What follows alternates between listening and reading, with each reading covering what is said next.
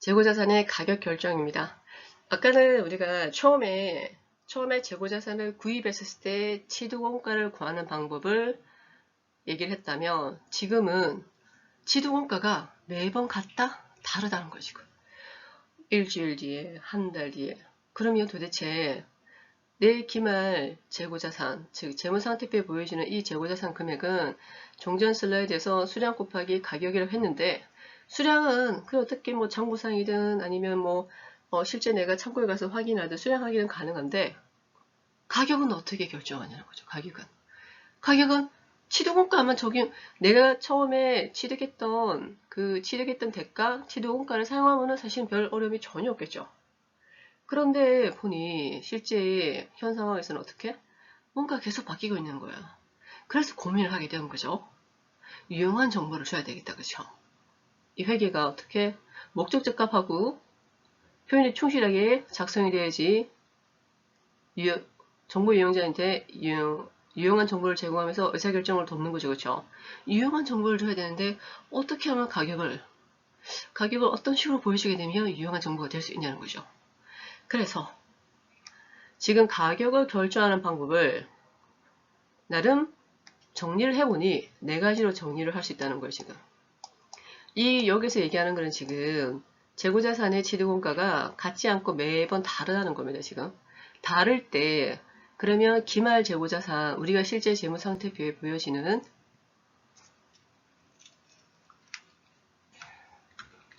실제 재고자산이라는 우리 보시는 얘네들 가격이잖아요, 그쵸? 수량이잖아요, 그쵸? 이걸 구하는데 수량은 파악이 가능하다는 거죠. 가격 얘는 하나면 문제가 안 되는데 하나면 문제가 아니라 하나가 아니라는 거죠, 지금. 그래서 그냥 취득했던 원가를 그냥 일일이 다 적용할 거야. 그럼 여러분들은 마켓 같은 데 가보세요. 마트 같은 데 가보세요. 항목들이 얼마나 많아요. 그거 일일이 다 관리를 해야 되겠다, 그쵸? 가능하다? 우리가 회계 정보를 재무제표에 인식을 하고 표시하고 공시를 했었을 때 하나가 또 뭐였었죠?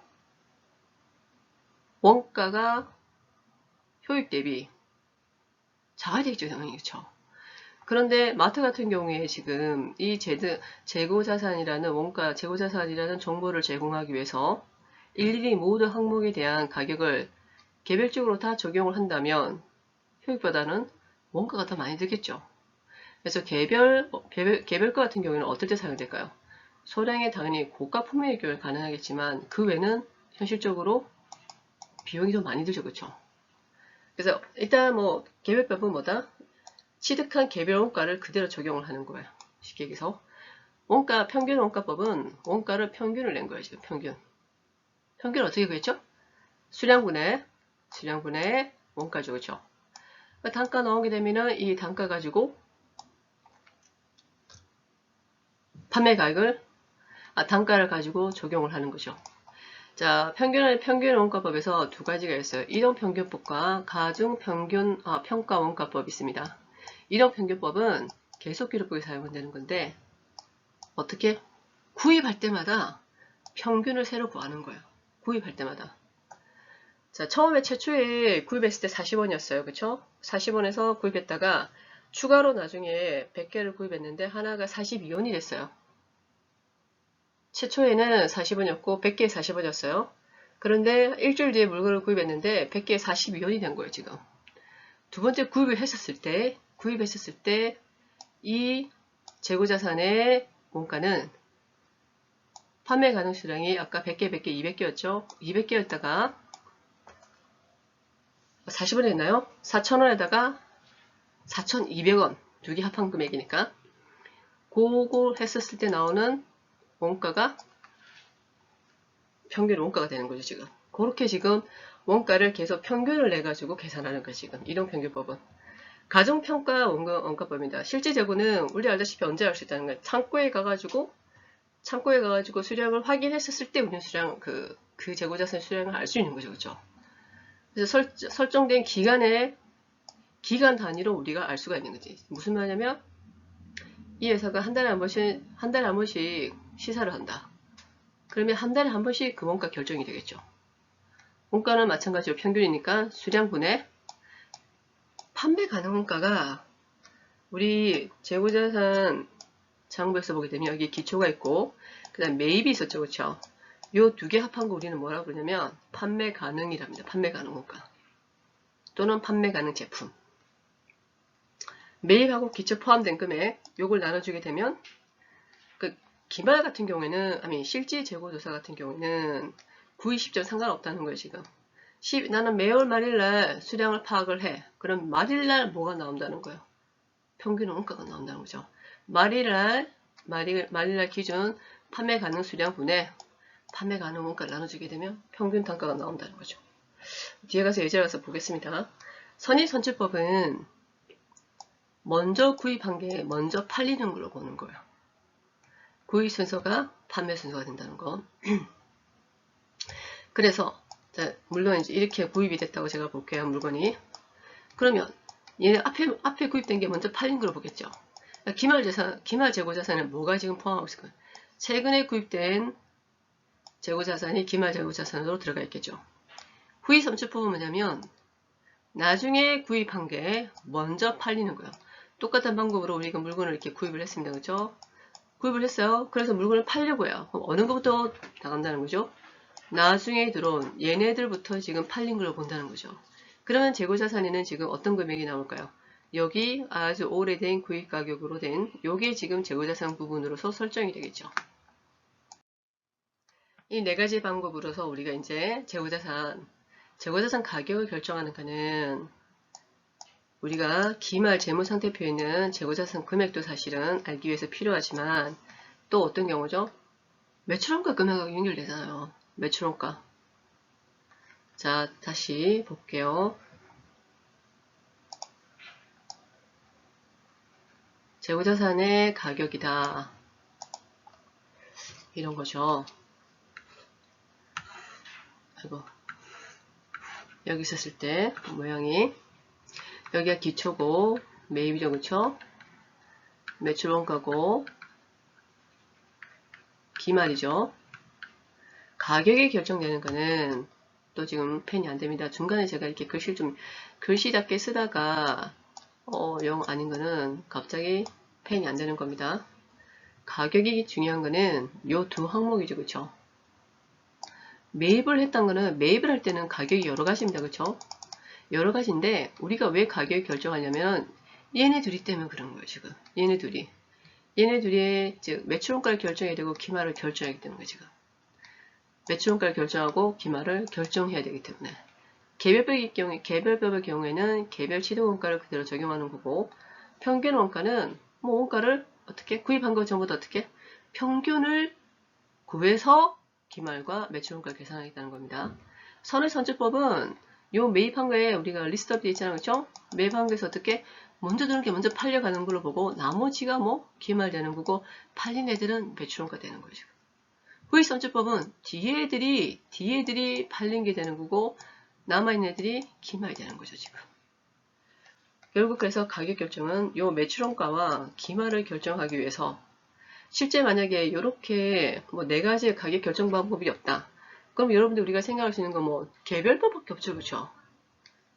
개별법밖에 없습니다. 뭐 어떻게 될까요, 여러분들? 일일이 다 대응을 해야 되겠죠. 마트에 있는 잎은 쪼꼬레 하나도 원가가 효익 대비 어마어마하게 드는, 즉 이 방법 쓸 수 있다. 우리 회계에서 어떻게 원가가 효익 대비 우리가 구하고자 하는 정보의 가치가 정보의 비용, 즉 정보의 원가가 효익을 넘어서면 안 되겠죠. 근데 이 개별법은 와우 원가가 더 크죠. 그래서 이제 어떻게 그래 평균하자. 그래 선의 저점한 걸로 선의 선출해서 나온 금액으로 결정하자. 그렇게 해서 지금 재고자산 가격 결정 네 가지 방법이 있는 거예요. 자, 사례를 볼게요. 교재를 일단 먼저 보시고 지금 이제 이 슬라이드 넘어가서 뒤에 이제 각각의 방법에 대한 재고자산과 매출원가 금액이 이제 보여질 텐데 우리가 교재가 몇 페이지냐면요. 264페이지입니다. 264페이지에 지금 6월 1일자, 6월 10일자 각각 200개, 800개 구입했죠. 6월 20일자에 600개 팔았습니다. 그리고 6월 25일에 400개, 6월 29일에 300개입니다. 물론 뒤에 지금 각 가격 결정 방법을 보기 전에 개별법이면 어떻게 될까요? 개별법이면 이거는 매입했을 때 단가죠. 그렇죠? 매입 단가입니다. 판매 단가를 뭘로 할 거냐는 거죠. 판매 단가를 600개 팔았어요? 뭘로 할 거냐는 거죠. 개별법은 만약에 800개 중에서 600개를 팔았다면 단가가 얼마? 42개가 되는 겁니다. 근데 600개가 6월 1일자 200개와 6월 10일자 400개가 팔렸대요. 그럼 각각 단가는 200에 400, 40, 그리고 400에 42가 되는 겁니다. 마찬가지 300개는 또 어떻게 해요? 와우, 300개는 또 판매를 했어요. 원가는 어떤 거 원가를 결정해야 되는 거죠. 40을 해야 돼요? 41을 해야 돼요? 43을 해야 돼요? 개별법 같은 경우에는 실제 이 300을 구성하고 있는 수량의 단가를 적용시키면 된다는 겁니다. 자, 평균법 볼게요. 평균 원가법입니다. 자, 이 중급회계에서 용어가 조금씩 약간씩 달라지고 있는 것 같아요. 저도 이러면서 사실은 이제 또 업데이트되고 중급회계 매년 공부하는 거는 저한테 아주 유용한 수업이라 생각을 합니다. 평균 원가법이요. 평균 원가이기 때문에 어떻게 해요? 일단 원가 평균을 내겠다는 거죠. 그런데 계속기록법 같은 경우에는 어떻게 해요? 구입할 때마다 평균 원가를 본댔죠. 구입할 때마다. 6월 1일자는 원래 단가가 40원이었어요. 그렇죠? 뭐 더 이상 뭐 어떻게 할 여지가 없죠? 변경될 여지가 없잖아요. 6월 10일에는 800개를 구입했는데 단가가 42원이에요. 팔 때 어떤 걸 써야 되겠냐는 거죠. 6월 20일 날 600개를 팔았어요. 판매되는 단가 어떻게 결정하냐는 거죠. 평균 원가는 어떻게? 이 평균을 구한다는 거죠. 수량이 몇 개죠 지금? 1000개죠. 그렇죠? 수량이 1000개에다가 위에 적어야 되겠습니다. 수량이 1000개에다가 원가는 200개 곱하기 40에다가 800개 곱하기 42가 되겠죠. 이러면 평균 단가가 나오겠죠. 이 평균 단가 나온 걸 어떻게? 사용하면 되겠죠. 마찬가지로 지금 6월 25일자 400개를 또 구입했죠. 그러면 이제 어떻게? 또 원가 계산돼야 되겠죠. 남아있는 지금 수량은 800개입니다. 이것도 안 나오네요.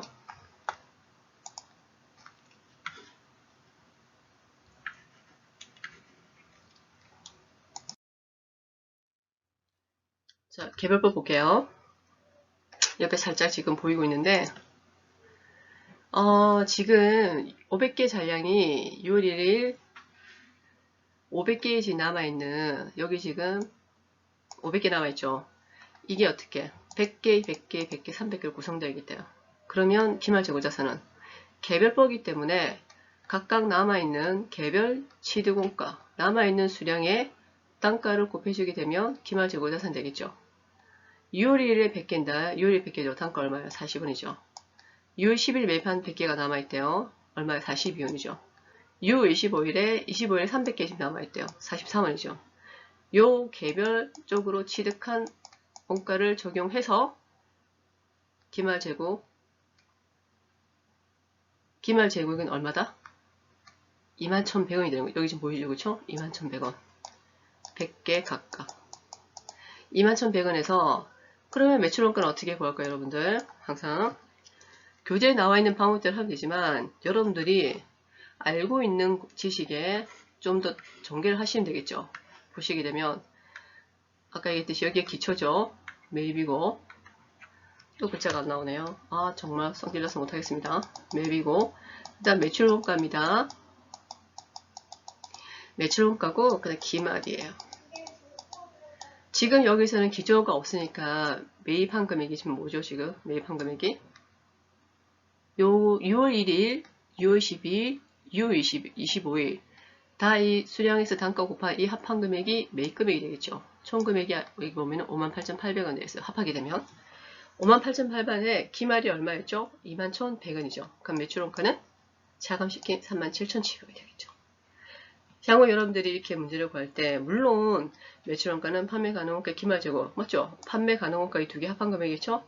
여기 기말재고 이걸 바로 사용하셔도 되고 저 같은 경우에 이제 T자가 좀 편하다 보니까 T자 원장으로서 바로 지금 보여주고 있는 건데, 뭐 이들 외에 편한 방법으로 매출 원가와 기말재고를 결정하시면 될 것 같습니다. 매출 평균 원가법이에요. 평균 원가 봅시다. 아까 뭐 슬라이드에서 좀 대략 설명을 했는데, 자, 평균 원가. 계속 기록부 같은 경우에는 아까 어떻게 했죠? 매입할 때마다 어떻게? 평균 단가가 구해진댔죠. 매입할 때마다. 그래서 또 팔릴 때 이제 평균 단가가 41.6원으로 결정이 되었죠. 팔릴 때 41.6원으로 팔리는 거죠. 6월 25일에 매입을 했어요. 그러면 또 평균 단가가 구해져야 되겠죠. 수량은 몇 개 남았다? 800개 남았죠. 원가는 총원가는 16,640원에다가 17,200원. 계산해서 평균 단가가 42.3원이 나왔죠. 그래서 기말 재고에 계산되는 가액은 42.3원이 되겠죠. 요 이동 평균 원가법은 뭐다? 매입할 때마다 평균 단가가 결정된다고 말씀드렸죠. 가중 평균 실질 재고보사는 기간이라고 했죠. 기간. 자, 이거는 6월 한 달 동안의 기간이에요. 그래서 6월 29일 날 창고에 가보니 재고자산이 몇 개 있다는 거죠. 500개 있다는 거죠. 그렇죠. 500개. 재고자산 500개 있다는 겁니다. 지금. 그런데 재고자산 500개 있고 우리 지금 평균 단가 구해야 되겠죠. 어떻게 구해야 된다? 어떻게? 6월달 총 기간 동안 구입한 수량이죠. 그리고 그 구입한 수량에 대한 총 원가겠죠. 총 구입한 게 1,400이고 원가는 계산해 보게 되면 58,800원. 그래서 다해당 총 평균 원가는 어떻게? 42원이 되죠. 총 평균 원가. 42원에 지금 기말 재고자산은 500 곱하기 42원에서 21,000원이 될 것이고 매출 원가는 어떻게? 여기가 58,800원이죠. 그렇죠? 매입한 게 58,800원이고 기말 재고가 21,000원이죠. 그렇죠? 매출 원가는 37,800원이 되겠죠. 이동 평균 기록부터 마찬가지입니다. 지금 안 보이는데 매입액이 58,800원입니다. 이동 평균법일 때 기말 재고가 얼마였었죠? 21,500원이죠. 그렇죠? 그러면 매출 원가는 37,600원이 되겠죠. 선의선출법입니다. 얘기 뜻이 어떻게? 먼저 들어온 애들이 지금 6월 20일 날 600개 팔렸죠. 팔 때 뭐부터 팔린 걸로 보겠다? 먼저 들어온 애부터 팔겠다는 거죠. 그리고 800개에서는 이제 몇 개 팔린 걸로 보겠다? 400개죠. 단가는 자 사실은 단가를 새롭게 계산해주는 거는 평균 원가법밖에 없습니다. 그렇죠? 평균 원가만 원가를 평균으로 지금 계산한 거고 그 외에는 단가를 적용을 하는데 물량의 흐름에 따라서 흐름에 따른 단가를 적용을 하는 거죠. 200개가 지금 나갔어요. 6월 1일자. 그게 단가 40원이었어요. 그리고 6월 10일자 400개 판매되었어요. 단가 42원 그대로 적용되죠. 그렇죠? 그리고 6월 25일 날 43원 이거는 평균 단가 없습니다. 그대로 들어와 있습니다. 그래서 6월 25일 현재 수량이 지금 몇 개 남아있다는 거죠? 이렇게 남아있다는 거죠. 죄송합니다. 제가 그림을 좀 다시 보여드리면 6월 25일자에 지금 남아있는 수량은 요거죠. 지금 요거. 수량과 원가죠. 지금. 그런데 또 6월 29일에 300개죠? 그럼 오는 게 팔렸다는 거죠? 요 400개가 지금 6월 10일자죠. 6월 10일자 400개가 팔린 걸로 보겠다는 거예요. 지금. 400개 중에서 몇 개? 300개가 42원으로 팔린다는 거죠. 그렇게 했었을 때 자, 여러분 여기 봤을 때 기말 재고는 500이잖아요. 그렇죠? 이 500은 지금 뭐뭐로 구성되어 있다는 거예요? 6월 25일날 400개랑 아까 400개에서 300개 팔았잖아요. 남아있는 100개죠. 단가는 그대로 정의시키고 그래서 선의선출법 계속기록법에서는 기말 재고가 21,400원이 되는 거죠. 그래서 기말 재고가 21,400원이에요. 매입한 거는 58,800원 똑같죠? 그러면 매출 원가는 37,400원이 되겠죠. 실제 재고 조사는 기말에 딱 가보니까 몇 개가 있다는 거예요, 지금. 500개 있다는 거죠. 실제 재고 조사는 머리 복잡한 거 없어요, 지금. 500개 남아있는데 어차피 앞에 건 다 팔린 거잖아요, 그렇죠? 선입선출법이니까. 그럼 남아있는 500개 어떻게 뒤에서 추적해서 가면 되잖아요.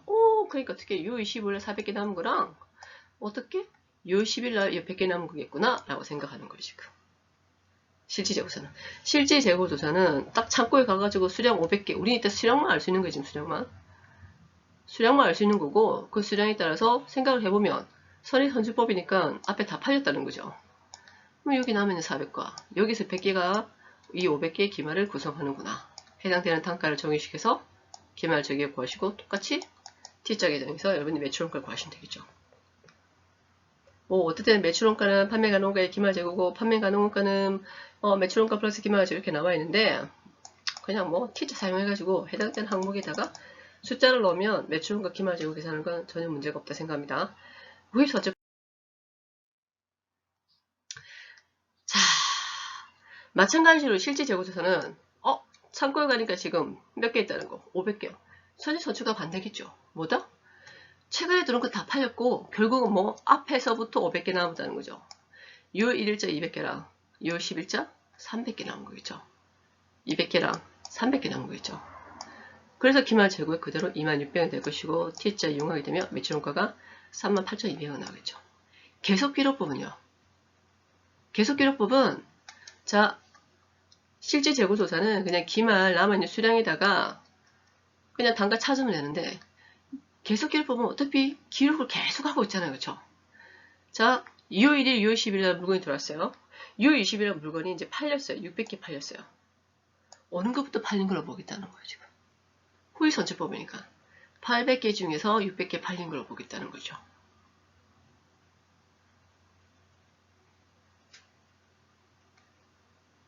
(800개) 중에서 그러면 남아있는 수량은 400개잖아요. 그렇죠? 200개에 40과 여기 800개, 600개 빠지고 나는 42. 또 6월 25일자 물건 들어왔죠? 그 남아있는 수량은 얘네들로 구성되어 있는 거예요. 그렇죠? 300개를 팔았어요. 뭐부터 팔린 걸로 보겠다. 400개에서 빠지는 걸로 보겠다는 거죠. 계속기록법 같은 경우에는 지금 이제 실질 재고와 다른 게, 실질 재고랑 다른 게, 실질 재고는 그냥 수량에 맞게끔 위에서부터 해당되는 수량을 찾은 거고, 계속기록법은 후입선출법이다 보니 물건을 팔 때마다 최근에 구입된 물건부터 빠지다 보니 500개는 맞으나 200개는 맞죠. 그쵸? 200개를 맞으나 300개에서 지금 달리 구성되고 있죠. 이걸 다 떠나가지고 어쨌든 후입선출법은 물건이 구입이 되죠. 뭐부터 팔겠다는 거야? 최근에 들어온 것부터 팔겠다는 거야. 그럼 기말 재고는 뭐로 구성될까요? 아주 오래전에 구입된 얘네들 안 팔리고 남은 애들이 기말 재고를 구성하겠죠.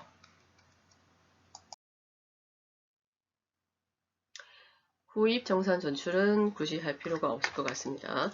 20번. 자, 가격 예제, 요거는 지금 우리 교재 어디를 보시냐면요. 271페이지 예제 6-1구를 보여주고 있습니다. 문제에서 요구하는 건 뭐냐면, 자, 가정평균 원가법과 선입선출법, 후입선출법을 이용하여 재고자산을 평가하는 경우 비교하여 기말재고, 영업이익, 당기순이익, 현금 흐름에 미치는 영향을 비교해라는 거죠. 와우, 일단 기말재고를 구해야 되겠다. 그쵸?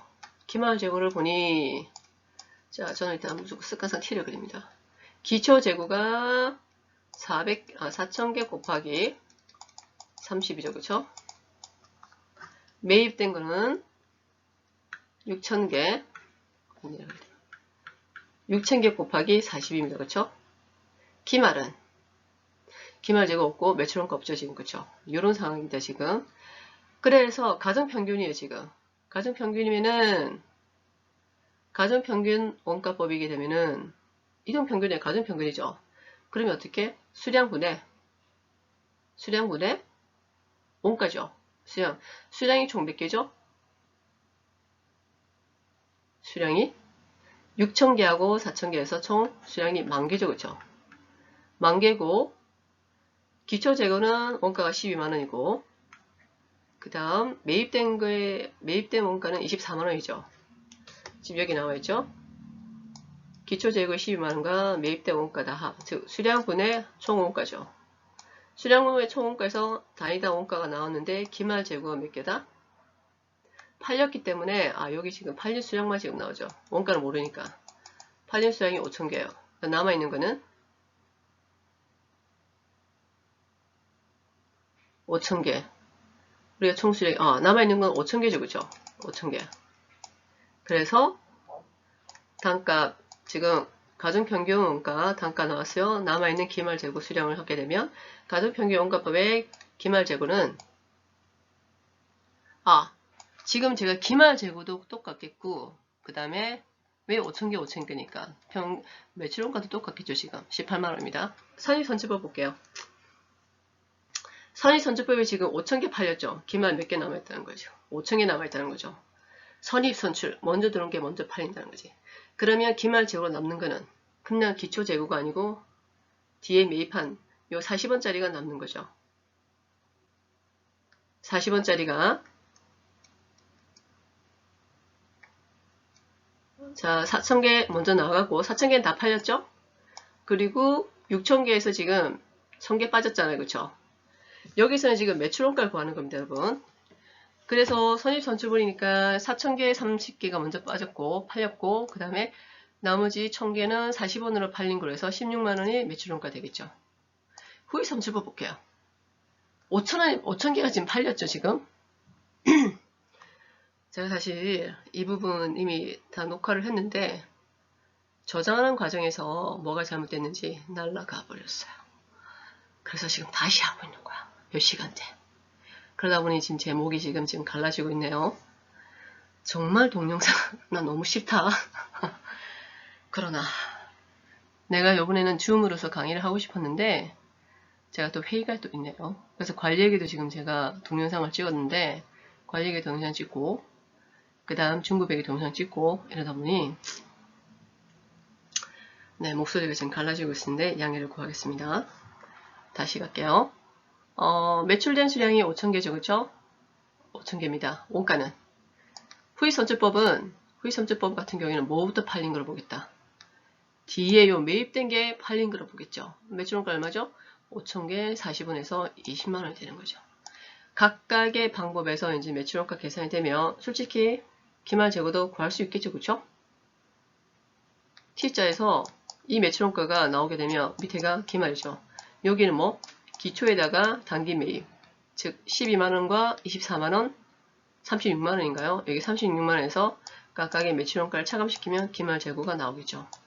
자, 구해진 매출 원가를 가지고 가중평균입니다. 18만원 나왔죠? 선입선출법 16만원, 후입선출법 20만원. 영업이익, 그 다음 단기순이익 이렇게 구할 수 있는 거죠.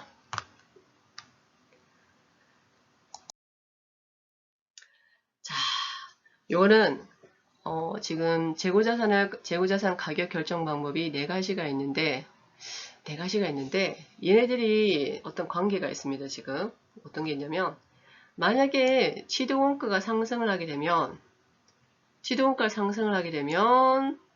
기말 재고가 어느 방법이 제일 많이 계산이 될 것이냐. 기말 재고가 늘어나게 되면 매출원가는 감소하겠죠. 왜? 생각을 하면 여러분들 재고자산 계정 T자를 그려보시면 여기가 기초죠. 매입이고 매출원가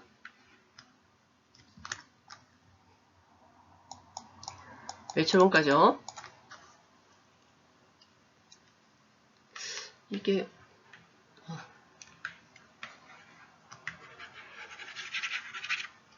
펜이 안되나? 펜을 좀 교체를 해볼까요? 교체를 해보겠습니다. 매출원가고 그 다음 기말이죠. 그쵸? 왜 이거를 여러분들께 보여주냐면 물론 이제 공부하는 학생들을 위해서 뭐 정리를 해놓은 거 있을 수도 있고 또 어떤 기업의 목적에 맞게끔 또 활용될 수 있습니다. 무슨 말이냐? 자, 기말 재고를 높이 계상을 하잖아요. 매출원가는 줄어들겠죠. 매출원가가 줄어들면은 손익계산서에서 당기순이익은 드러나겠죠. 이런 관계를 가지고 있습니다. 그래서 순위에서 지금 선의선주법이 지금 기말재고가 제일 높단 말은 매출원가가 제일 작다는 말이고 당기순이익은 제일 많이 기록된다는 거죠. 이 흐름은 아시겠죠? 그죠? 즉 여러분들 T자 계정을 가지고 생각해 보시면 될 거예요. 자, 그러면 선의선주법이 왜 제일 크냐는 거죠. 단 조건은 지금 취득원가가 상승을 한대요. 우리가 물건을 구입을 했습니다. 물건을 구입을 했는데 원가가 점점 상승을 한대요. 지금 요게 지금 최근에 구입한 겁니다. 지금 선의선주법은 어떤 물건이 오래된 물건들이 지금 빠져나가는 거죠. 남아있는 거는 최근에 구입된 애들이 기말재고로 남아있겠죠. 당연히 최근에 구입했더니 취득원가가 상승하니 기말재고 금액도 당연히 크게 계산이 되겠죠. 그 뒤는 똑같습니다. 후입선주법이 가장 낮은 이유는 뭘까요? 최근에 들어온 애들이 팔리니 재고자산은 과거에 구입했던 금액들이 재고자산 되다 보니까 기말재고가 제일 작게 계산이 되겠죠. 요걸 이해하시게 되면 나머지는 자동으로 해결될 거라고 생각을 합니다. 만약에 이게 이해가 안 됐다, 뭐 잘 모르겠다 하시는 분들은 공지사항이나 아니면 질문 쪽에다 올려주시게 되면 제가 설명해 드리겠습니다. 충분히 그냥 이거는 여러분들 제가 사랑하는 아이템이죠. T장부. T장부를 이용하시게 되면은 충분히 이해가 되실 거라 생각합니다. 재고자산에서 여기가 기초고 그 다음 매입이죠. 팔리면 매입원가죠. 팔리지 않으면 기말재고잖아요. 그쵸? 요 관계를 여러분들 생각해 주시게 되면 이해가 되실 거라고 생각합니다. 만약에 이 장부를 이해를 못한다 이러면 여러분들은 원가액이나 아니면은 회계원리에 5장에 보면 상품 매매 회사 회계 처리가 있을 거예요. 그 부분을 보면서 별도로 이해를 하셔야 될 것 같습니다. 이건 기초 부분이에요. 재고자산 가격 결정 방법에서 뭐는?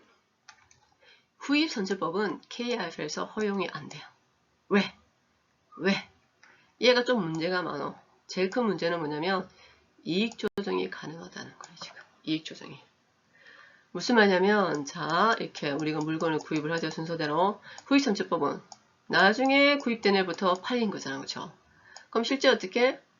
물가가 계속 상승하다 보게 되면 최초에 구입된 재고자산 금액이 작은 금액으로 기록되어 있겠죠.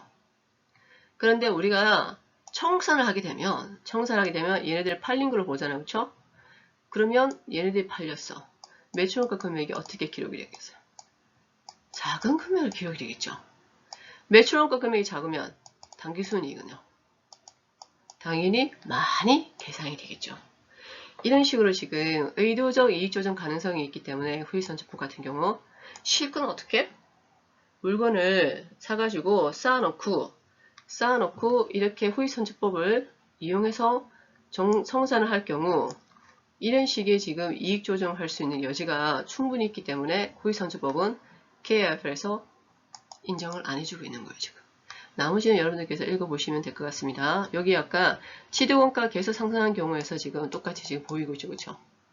똑같다기보다는 아까 종전에 설명했던 슬라이드랑 뭐 같은 맥락이죠. 지금. 저가법입니다. 이제.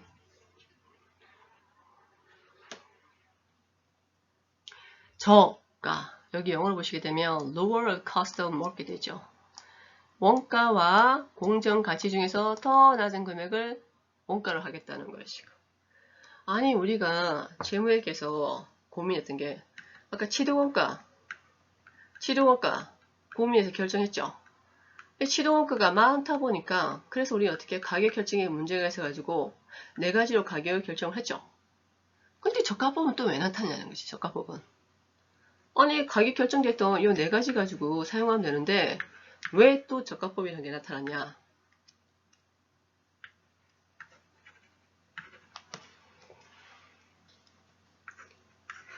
글자 안 쓰시네요. 아 정말 글자 쓰시기 편하게 좋은데 제가 이 펜을 다시 하나 사도록 해야 되겠습니다. 여러분. 아 이거 충분히 되기면은 너무너무 편하고 좋을 것 같아요. 제가 지금 태블릿은 따로 있거든요. 속상합니다, 지금. 왜 안 나오지?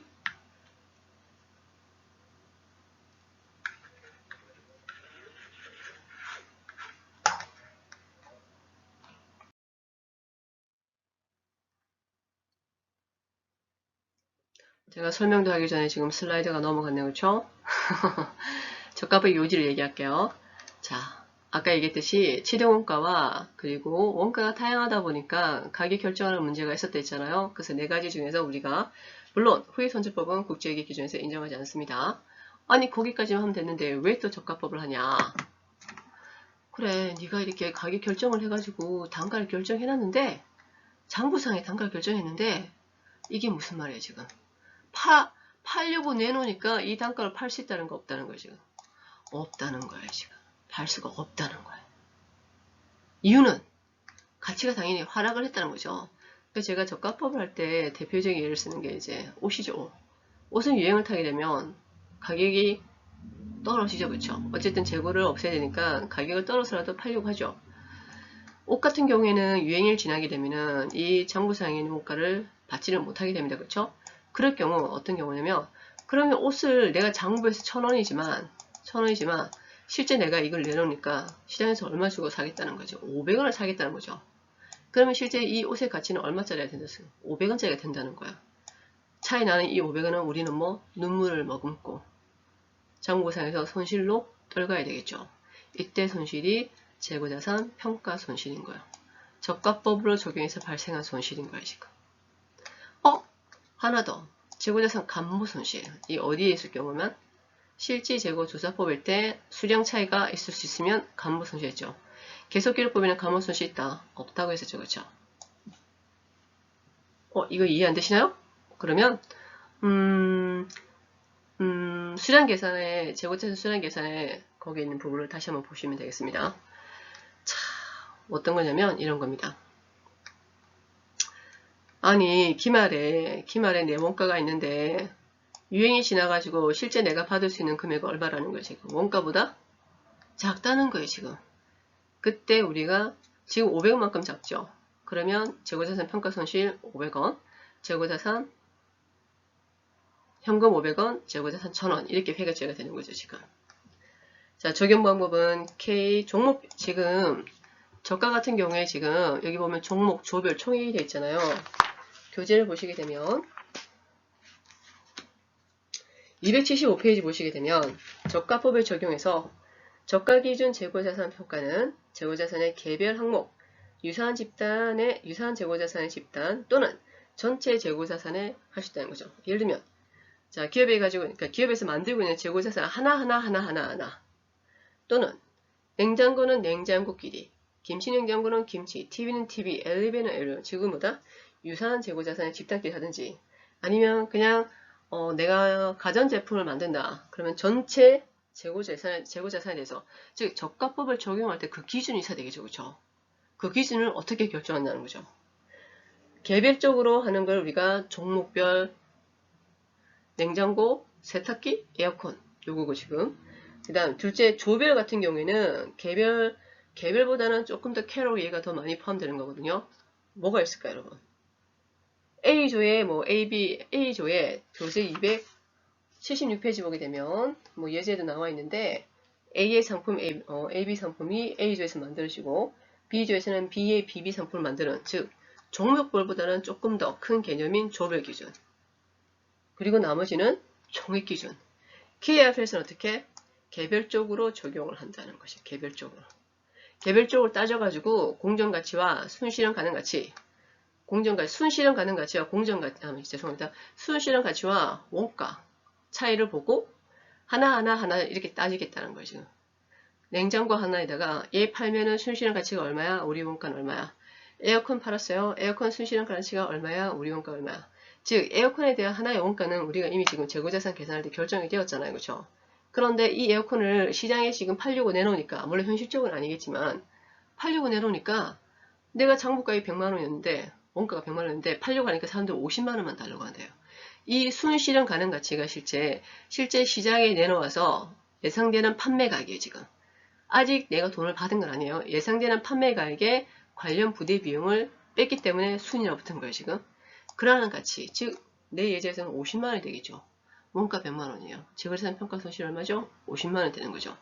발생 요인은 얘기했듯이 어떻게? 진부와 원가 상승과 손상이 있을 수 있는 거죠.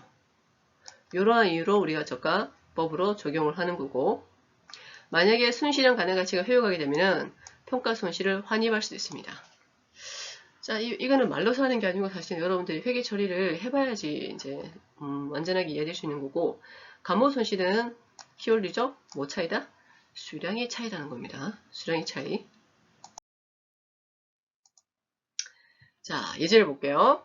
재고자산에 관한 자료는 다음과 같습니다. 요거는 우리 교재 276페이지 예제 6-10에 지금 보여주고 있습니다. 보니 개별 A, A, B, B, 뭐 A, B, B, A, B, B 회계 기준에서는 뭐만 사용한다? 개별로 적응해야 되죠. 개별로. 자, 개별적으로 지금 원가 2만원이에요. 순실현 가치가 22,000원이죠.